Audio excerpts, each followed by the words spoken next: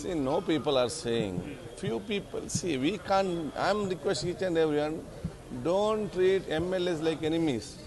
Treat like your father or brothers or relatives or uncles. Because in MLAs, all are not young.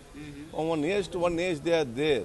And what is wrong? When you got recliner in the airport, when you recline all the launchers in library, getting for rent and giving few of them if you want to rest here, instead of go back to LH and coming back, what is wrong in that?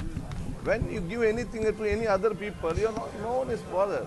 But you give something to MLAs, why you people, some few of them give so upset. What is what recliner for rent? How much will take place? So not only recliner, I am putting a massage chair also. Thank you. Sir, people are criticizing for you to install new lockers in LH, sir. See, I am not, see, we are not installed. It's only opinion. We have few MLAs and few things, what all facilities they want, they have asked. And whatever facility is demanded by the MLA, if it's good for the long run and if it's for good, as a speaker and guardian of MLAs, it's my responsibility to take it forward. The government, the finance department and the government decide on that. It's only opinion given by us.